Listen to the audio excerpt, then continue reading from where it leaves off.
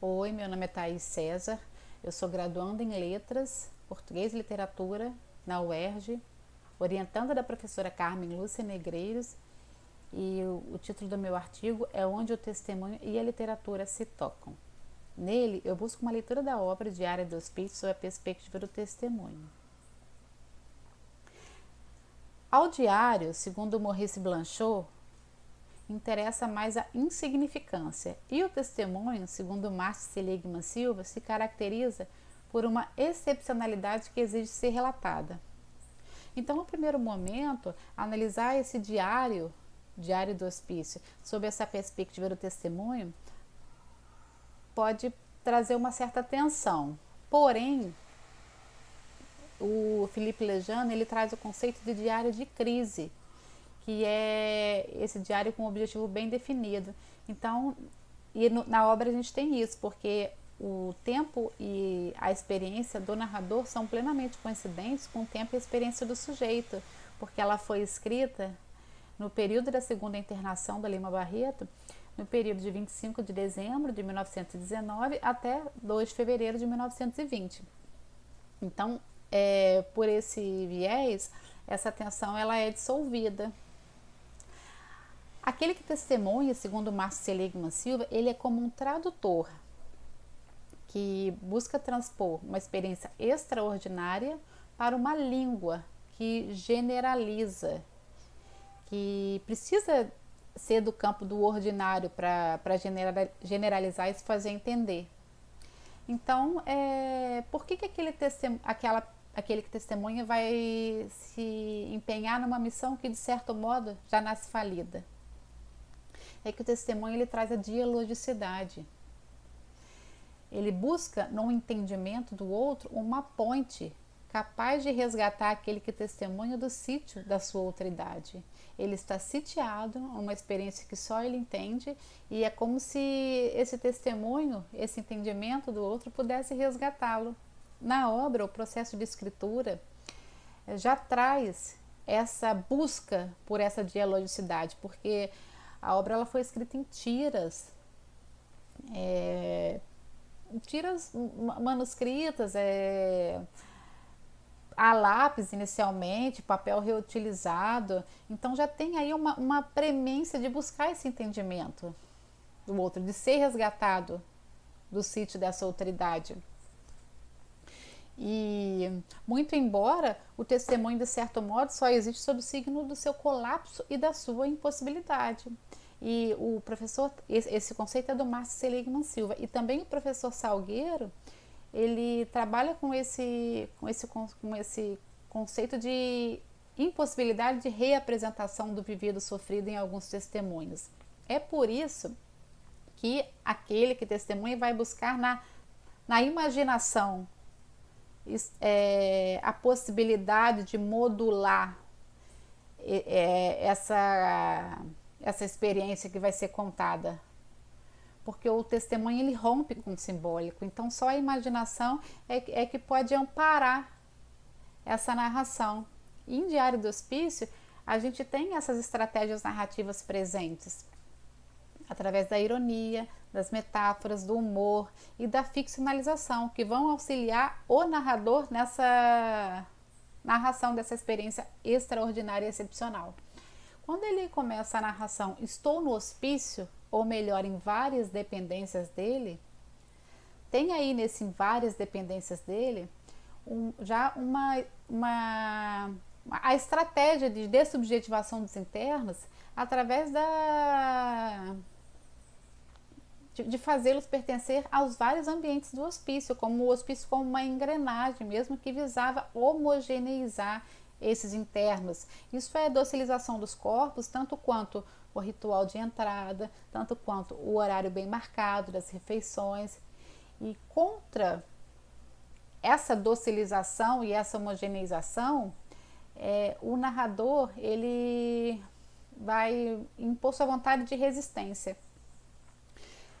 Na obra, o narrador se aferra à voz de autor, né?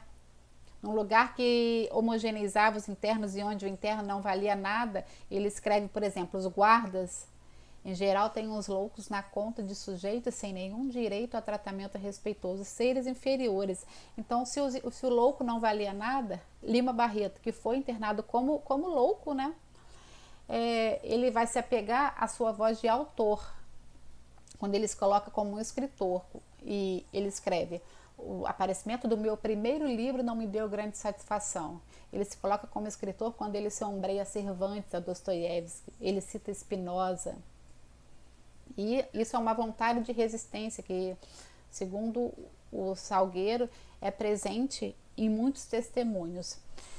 E também como vontade de resistência, num lugar que docilizava não só os corpos, mas também o tempo, aquele tempo morrendo, que não passava, onde vivia-se a esperar a hora das refeições, tempo de tédio, ele vai se aferrar, o narrador vai se aferrar ao tempo do calendário. E o diário é que traz esse tempo do calendário, como forma de resistência a esse hospício e a docilização desse tempo pelo hospício. E o tempo do diário, mais essa voz de autor, é que vão possibilitar ao narrador o tempo da escrita, o tempo da imaginação, que é um tempo e uma voz que são inexpugnáveis pelo ambiente do hospício.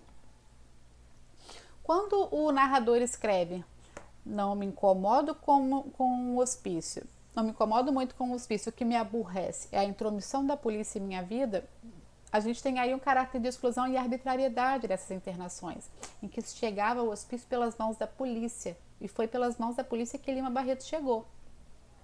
Então tem-se um caráter, um vínculo estreito com a história, que também é marca de testemunho.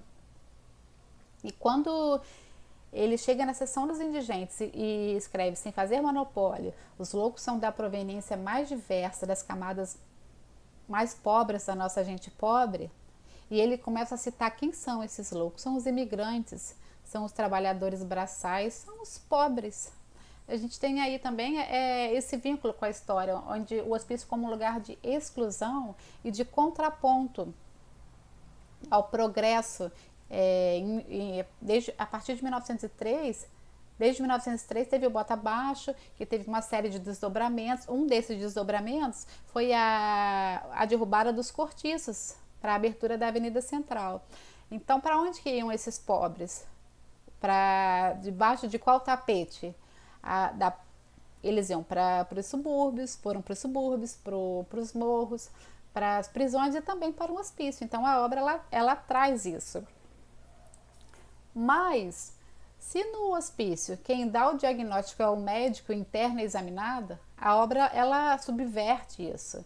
Ela traz um diagnóstico às avessas, porque ali quem dá o diagnóstico é o interno e quem é examinado é o médico e também a sociedade da época. Só que não é... Então esse olhar do interno ele traz esse caráter ético para a obra. Porém, ali não é apenas um interno falando, é um escritor que tem estratégias narrativas e usa essas estratégias narrativas para buscar essa dialogicidade do testemunho. Porque quando ele escreve: a literatura ou me mata ou me dá o que eu peço dela, ele atribui à literatura um lugar quase que divino. Então não é estranho a gente pensar que ele vai usar essa literatura e usou essa literatura para buscar essa dialogicidade do testemunho. Então a gente tem o olhar do interno, um caráter ético e a sensibilidade e essas estratégias narrativas desse escritor.